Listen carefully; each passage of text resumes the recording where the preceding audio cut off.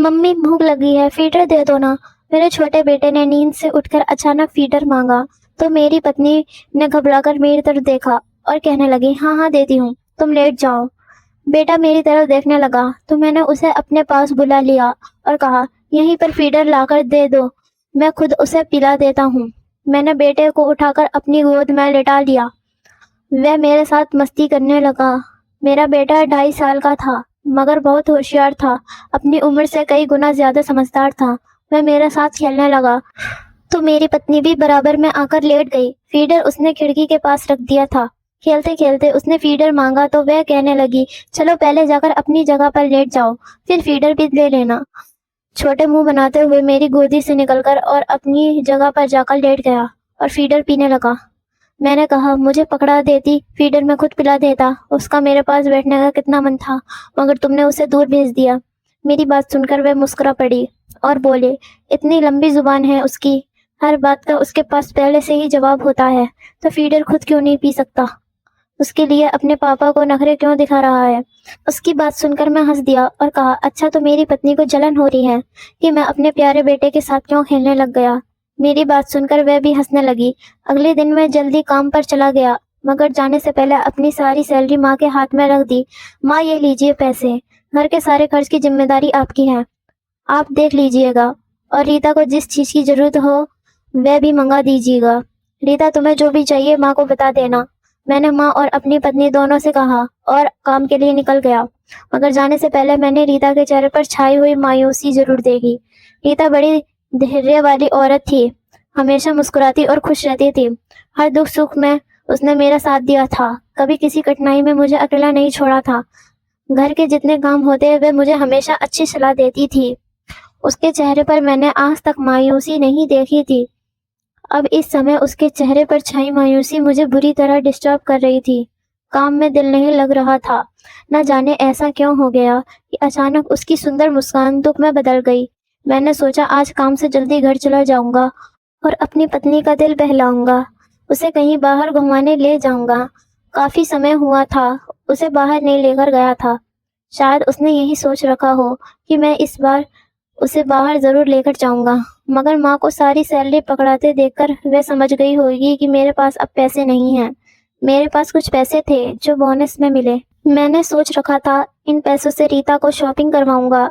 जब मैं घर आया तो माँ घर पर नहीं थी, जबकि रीता घर के कामों में व्यस्त थी। उसने वॉशिंग मशीन लगा रखी थी और कपड़े धो रही थी। मुझे देखते ही उसके चेहरे पर खुशी और हैरत उभरी और वह कहने लगी, आज आप जल्दी आ गए, आपको भी फुर्सत मिल गई। मैं मुस्कुरा दिया और कहा, हाँ जल्दी से अपने काम निपटा लो, फिर तैयार हो जाओ। आज मैं तुम्हें शॉपिंग पर लेकर जाऊंगा और खाना भी बाहर ही खाएंगे, खाना बनाने की जरूरत नहीं है। मेरी दरियादिली देखकर रीता भी खिल उठी और जल्दी जल्दी घर के काम निपटाने लगी। मुझे भूख लग रही थी। मैंने रीता से कहा, मुझे खाने के लिए कुछ ला दो, या फ्रिज में फ्रूट होंगे तो जूस बना दो। मेरी बात सुनकर रीता घबरा गई और कहने लगी, अच्छा बना देती हूँ, ये थोड़े से कपड़े धो लूं। मैंने हाँ में सिर हिलाया और चारपाई पर लेट गया। रीता ने मेरे सामने सारे कपड़े धो लिए थे, मगर अभी तक जूस बनाकर नहीं लाई थी। मुझे प्यास भी लग रही थी। दिल कर रहा था तुरंत कुछ मिल जाए जो खा लूं या पी लूं, ताकि भूख और प्यास दोनों खत्म हो जाएं।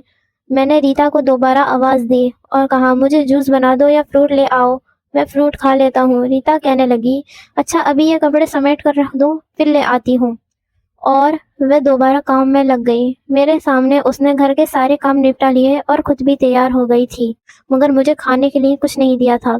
एक प्रकार से मुझे उस पर गुस्सा ही आने लगा था कि पति कब से भूखा आया है, खाने का कुछ मांग रहा है, मगर उसे होश नहीं है। घर के काम निपटाने की पड़ी हुई है या अपनी तैयारी की। उसे शॉपिंग पर जाना मेरी भूख प्यास से ज्यादा जरूरी लग रहा था।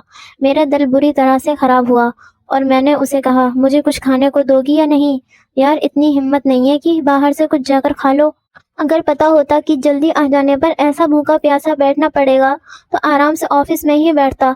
दोपहर का खाना तक नहीं खाया मैंने। रीता मेरी बात सुनकर शर्मिंदा सी हो गई और कहने लगी, मैं आपको खाने को कुछ दे देती हूँ, लेकिन पहले माँ जी को आ जाएं।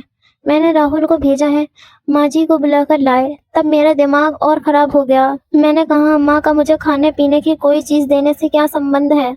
तुम मेरी पत्नी हो, मेरे खाने पीने का ख्याल रखना तुम्हारा कर्तव्य है। माँ तो आकर मुझे खाने को नहीं देगी, पहले भी तो घर का खाना आदि तुम ही बनाती हो। अच्छा रहने दो यार, मैं खुद ही जाकर खा लेता हूँ। ये कहते हुए मैं किचन की ओर बढ़ा, जबकि रीता और भी ज्यादा बौखला गई और मुझे पकड़कर किचन में जाने से रोकने लगी। नहीं नहीं, आप किचन में मत जाएं, मैं खुद दे देती हूँ। लेकिन मुझे उस पर अच्छा खासा गुस्सा आ चुका था, इसलिए खुद ही किचन में चला गया। मगर जब अंदर गया तो अगला दृश्य देखकर मुझे तेज का झटका लगा। अपनी आंखों पर विश्वास नहीं आ रहा था। फ्रिज, खाने पीने के राशन वाली अलमारी, हर एक चीज को ताला लगा हुआ था। कोई भी चीज खुली नहीं थी। किचन से बाहर कुछ भी खाने को नहीं रखा था। मैंने हैरान नजरों से रीता की ओर देखा और कहा कि तुम किचन में हर चीज को ताला लगा कर रखती हो, किससे छुपा रही हो, किसके लिए ताले लगाती हो? तब उसने सर झुका लिया और कहने लगी, ताले मैंने नहीं, माँ जी ने लगाए हैं। उसकी चाबियां उनके पास ही होती हैं। मैं इतनी देर से माँ का इंतजार कर रही थी और इसलिए आपको कुछ खाने को भी नहीं दिया था, लेकिन माँ किचन को ताला क्यों लगाती है? मेरी सुई वहीं पर अटकी हुई थी। मुझे नहीं पता क्यों लगाती है, माँ आएगी तो उनसे ही पूछ लीजिएगा, रीता कहते हुए किचन से चली गई थी। इस बार उसका स्वर थोड़ा गुस्से वाला भी था और जिंदगी में पहली बार ऐसा हुआ था कि उसने मुझसे ऐसे स्वर में बात की थी, वरना वह तो हमेशा बहुत प्यार से बात करती थी। ऐसा लगता था जैसे कानों में रस घुल रही हो। मैं बेताबी से माँ का इंतजार करने लगा। माँ आई तो मैंने तुरंत सवाल किया कि माँ, किचन की हर चीज को ताला क्यों लगा रखा है? आपने तो खाने पीने के लिए भी बाहर कुछ नहीं छोड़ा। क्या आप मुझे बता सकती हैं कि किससे खाने पीने की चीजें किससे छुपाई जाती हैं? घर में आपके, मेरे, रीता और बच्चों के अलावा होता ही कौन है? कोई काम वाली तो आती नहीं जो आप ये सोचकर ताले लगा देती हैं कि कहीं वे राशन चुरा कर न ले जाए। मैंने सीधा माँ से सवाल किया तो माँ हड़बड़ा गई, मगर फिर तुरंत संभल गई और कहने लगी, मैं पड़ोस में जा रही थी और तुम्हारी पत्नी के सर सपाटों का तुम्हें पता ही है, कभी भी मुंह उठाकर किसी के भी घर चल देती है। मैंने सोचा किचन को लॉक कर लगाती हूँ, बाहर का दरवाजा तो वैसे भी खुला होता है, कहीं ऐसा ना हो कि घर के अंदर कोई घुस आए और राशन चोरी करके ले जाए। माँ का अजीब जवाब मेरे समझ में नहीं आया था। रीता तो कहीं आने जाने से बहुत घबराती थी, लेकिन मैं बात की गहराई में नहीं उतरा और माँ से चाबी लेकर फ्रिज से फ्रूट्स निकाले और खाने लगा। उसके साथ साथ रीता और बच्चों को भी दिए। बच्चे ऐसे जल्दी जल्दी फ्रूट्स खा रहे थे जैसे पहली बार देख रहे हों। उनकी ऐसी हरकत पर मुझे गुस्सा आया। मैंने कड़ी नजरों से रीता की ओर देखा और कहा, तुम कैसी परवरिश कर रही हो बच्चों की? कैसे भूखों की तरह हर चीज पर टूट पड़े हैं? अगर मैं किसी दूसरे के घर पर होता तो मेरी क्या इज्जत रह जाती? ऐसे खा रहे हैं जैसे पहली बार फ्रूट देखे हों। प्लीज कुछ अच्छे तरीके से इनकी परवरिश करो। रीता शर्मिंदा होकर सर झुकाकर कहने लगी, दोबारा आपको शिकायत का मौका नहीं दूंगी, बच्चों को भी अच्छे से समझा दूंगी। तब मैंने हामी सिर हिलाया। मैं आज दोपहर में जल्दी घर आ गया था, मगर मेरा सारा मूड खराब हो चुका था और अब दिल भी नहीं कर रहा था कि वह रीता को शॉपिंग पर लेकर जाऊं, मगर इसे पहले ही कह चुका था। अब इनकार कर देता तो उसका दिल बुरा हो जाता, इसलिए चुपचाप उसके साथ चला आया था। मगर सारा समय मैं माँ के किचन को ताले लगाने और बच्चों के भूखों की तरह टूट कर खाने के बारे में ही सोचता रहा। जो कुछ मेरे दिमाग में आ रहा था वह बहुत अजीब था। मैं ये सब सोचना नहीं चाहता था। हम रात को देर से घर वापस आए। रीता और बच्चे बहुत खुश थे और उनकी खुशी देखकर मेरे भी मूड अच्छा हो गया था। माँ घर पर हमारा इंतजार कर रही थी, वह हमारे साथ नहीं गई थी। मैंने बाहर से लाया हुआ खाना उनके आगे रखा तो उन्होंने आराम से खाया और कहने लगे, बहुत थक गए होगे, जाकर आराम कर लो और ये फालतू के खर्चे कम करो, महंगाई का दौर है। आज बच्चे छोटे हैं, कल को बड़े हो जाएंगे तो खर्चे संभालना मुश्किल हो जाएगा। इसे सोच समझकर खर्च किया करो। अब तुम्हारी नई नई शादी तो है नहीं कि इस तरह के नखरे पत्नी के उठाते फिर रहे हो। रीता के सामने ही मुझे अच्छी खासी बातें सुना दी थी। मैं चुपचाप कमरे में आ गया। रीता पहले ही कमरे में आकर बच्चों को सुला रही थी। छोटे बेटे ने फीडर मांगा तो रीता किचन में चली गई ताकि फीडर धोकर दूध ला सके। बच्चा पीछे से जिद करने लगा और रोने लगा। मैं रीता को बुलाने के लिए किचन में आया तो देखा वह बर्तन धोकर साफ करके रख रही थी। मैं वहीं दरवाजे में खड़ा होकर उसे देखने लगा। उसका मुझ पर ध्यान नहीं गया था। उसने पानी से फीडर बनाया और उसका ढक्कन लगाकर जैसे ही पलटी, मुझे दरवाजे पर देखकर एक पल के लिए ठिठक गई। आप यहाँ कर क्या रहे हो? कब आए और मुझे आवाज़ क्यों नहीं दी? मैं सांप बौखला गई थी। मैंने कहा, बस अभी आया था। छोटू रो रहा था और बार-बार फीडर की ज़िद कर रहा था। वे कहने लगे, अच्छा आइए कमरे में चलिए। मैंने उससे यह बात छुपा ली थी कि मैंने उसे फीडर में पानी भरते हुए देख लिया था। मैं चुपचाप उसके पीछे चला आया। उसने छोटू को चारपाई पर लेटाया और उसके हाथ में फीडर दिया। छोटू ने फीडर पकड़कर मुंह में डाल दिया और आराम से पीने लगा। मैं हैरत से ये सब देख रहा था।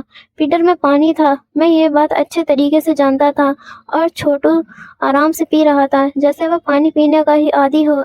इसका मतलब था कि रीता रोज छोटू को फीडर में पानी भरकर ही दिया करती थी। वह रोज पानी पीकर ही सोता था। ये उसके लिए कोई नई बात नहीं थी। मुझे कुछ दिन पहले की घटना याद आई जब छोटू मेरे पास सोने की जिद कर रहा था। रीता ने फीडर वहीं खिड़की में रख दिया था। मेरे पास लेकर नहीं आई। मेरा दिल और बुरा होने लगा था कि रीता बच्चों को पानी के फीडर भरकर क्यों देती है, उन्हें दूध क्यों नहीं देती थी। अगले दिन मैंने छुट्टी करने का इरादा किया। पूरा दिन मैं देखता रहा मगर दूध वाला आया ही नहीं था। डिब्बे के दूध की चाय बनी थी और फिर रात को रीता ने वैसे ही पानी से फीडर भरकर छोटू को दे दिया था और वह भी चुपचाप पीकर सो गया था। मैं इतना कमाता था, इतनी अच्छी सैलरी मेरी थी, मगर उसके बाद भी मेरे बच्चे दूध को तरसते थे, बल्कि पानी को ही दूध समझकर पी लिया करते थे।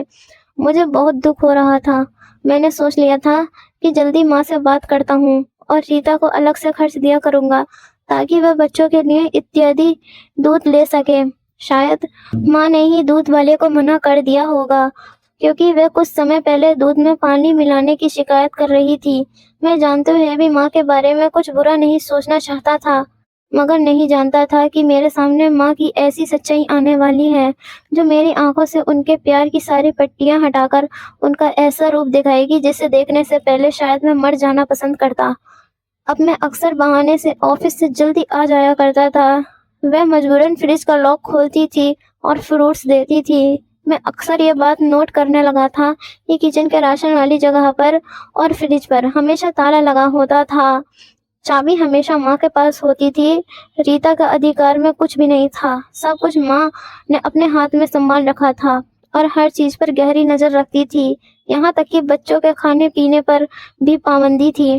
ठीक है, थोड़ा कंजूसी में से काम ले रही थी, शायद भविष्य के लिए पैसे बचा रही थी, मगर इसका मतलब ये तो नहीं था कि मेरे बच्चों को ही भूखा रखती, उन्हें एक एक चीज के लिए तरस आती। क्या फायदा ऐसे पैसों का जो भविष्य के लिए संभाल कर रखे जाएं, मगर आज भूखा रहा जाए। मैंने दिल ही दिल में सोचा, मगर माँ ने कुछ कहने की हिम्मत फिर भी नहीं कर सका क्योंकि मैं अपनी माँ के सामने जुबान नहीं चलाता चाहता था, न उनके सामने बुरा बनना चाहता था और न ये सहन कर सकता था कि वे मुझसे नाराज हों। बच्चों के लिए मैं शाम को खुद ही दूध लेकर आया और फ्रूट्स भी खुद ही खिलाने लगा था। धीरे धीरे मैं अपने घर की चीजें खुद ही ठीक करने की कोशिश कर रहा था, मगर एक दिन ऐसी घटना घटी जिसने मेरी सहनशक्ति की सारी सीमाएं तोड़ दी और मैं माँ के सामने चीख पड़ा। उस दिन मैं ऑफिस से जल्दी घर आ गया था। रास्ते में जो खाली प्लॉट पड़ता था वहाँ मेरी नज़र पड़ी तो मेरा दिल धक से रह गया। मुझे ऐसा लगा जैसे किसी ने मेरे कलेजे पर हाथ रख दिया हो। वहाँ मेरा बड़ा बेटा राहुल कचरे के ढेर से ब्रेड के टुकड़े साफ करके निकाल रहा था, फिर उन्हें एक थैली में डालकर तेजी से घर की ओर दौड़ पड़ा। मैंने उसका हाथ पकड़ लिया और गुस्से से कहा, ये तुम क्या कर रहे हो? क्यों कचरा उठा रहे हो? इसमें खाने पीने की चीजें क्यों निकाल रहे हो? घर में तुम्हें किस चीज की कमी है, मुझे बताओ। तभी राहुल कहने लगा, मम्मा बीमार हैं और उन्हें भूख लगी है, इसलिए उनके लिए ब्रेड लेने आया हूँ। ये कहकर वह दोबारा घर की तरफ दौड़ पड़ा। ऐसा लग रहा था जैसे कोई इमरजेंसी हो। मैं भी उसके पीछे ही आ रहा था। मेरा दिल उस समय बहुत बुरी तरह से दुखा हुआ था। मैं घर आया तो एक भयावह दृश्य ने मेरा स्वागत किया था। रीता बुखार से तप रही थी और वह जमीन पर गिरी हुई थी। छोटू वहीं उसके पास बैठा हुआ था, जबकि राहुल रीता के मुंह में पानी में भिगोकर ब्रेड के टुकड़े डाल रहा था जिन्हें वह मुश्किल से खा रही थी। एकदम उसे उल्टी आई तो सारा खाया हुआ ब्रेड उसके मुंह से निकल गया। माँ सामने कोने में चारपाई डाले ये सारा दृश्य देख रही थी, मगर ऐसा अनजान बनकर बैठी थी जैसा कुछ भी नजर नहीं आ रहा हो। मैं वहीं ऑफिस का बैग फेंक कर तुरंत रीता के पास पहुंचा। रीता, रीता, क्या हुआ है? तुम ठीक तो हो ना? रीता ने मेरी ओर देखा तो रोने लगी। बच्चे भी रोने लगे, कहने लगे, मम्मा बीमार थी, डॉक्टर ने रोटी खाने से मना कर दिया है। तो हमने दादी से कहा कि बिस्किट या ब्रेड दे दे, मगर दादी ने साफ इनकार कर दिया और कहा कि तुम्हारी माँ ड्रामे करती है, इसलिए इसे रोटी खिलाओ। मैं ये ब्रेड ढूंढ कर लाया था, मगर माँ को उल्टी आ गई। माँ ने ब्रेड भी नहीं खाया। पापा, माँ मर तो नहीं जाएगी? मेरे बेटे ने ये कहा तो मैंने उसे उठाकर अपने सीने से लगा लिया और गुस्से भरी कड़ी नजरों से माँ की ओर देखा। मैं तुरंत रीता को अस्पताल ले गया, जहाँ डॉक्टर ने कहा कि सही खाना ना मिलने के कारण वे बहुत कमजोर हो रही हैं और अगर समय पर सही देखभाल ना की गई तो इनकी जान को खतरा हो सकता है। मैं ये सब सुनकर सकते में आ गया। मैं वह आदमी था जिसने अपने घर की कभी किसी चीज की कमी नहीं आने दी थी, मगर उसके बाद भी मेरी पत्नी और बच्चे एक एक चीज को तरसते थे और कमजोरी का शिकार थे। वापसी पर मैं फ्रूट्स और जूस लेकर आया, खाना पैक करवा कर लाया था। घर आकर अपने बच्चों को खिलाया और फिर माँ के पास चला गया था ताकि उनसे पूछ सकूं कि उन्होंने ऐसा क्यों किया। मैंने रीता की हालत के बारे में माँ को बता दिया तो उन्होंने इस बात को ज्यादा गंभीरता से नहीं लिया। कहने लगे, इस औरत को वैसे भी ड्रामे की आदत है। मैंने एक एक रुपया बचा कर रखा है, मैं देखभाल कर खर्च करती हूँ। तुम देखना, एक दिन तुम्हारे लिए कोई ना कोई चीज बना दूंगी। मैं गुस्से में कहने लगा, माँ, आज के बाद मैं आपको सिर्फ आपका खर्च दूंगा, घर का खर्च मैं खुद चलाऊंगा। रीता मुझे रास्ते में बता चुकी थी कि माँ उसे और बच्चों को खाने के लिए कुछ भी नहीं देती, एक एक चीज के लिए तरसाती है, हद से ज्यादा कंजूसी करती है। उसके बाद मैं अपने घर का सारा खर्चा खुद चलाने लगा और धीरे धीरे हमारी सारी परेशानियां दूर होती चली गईं।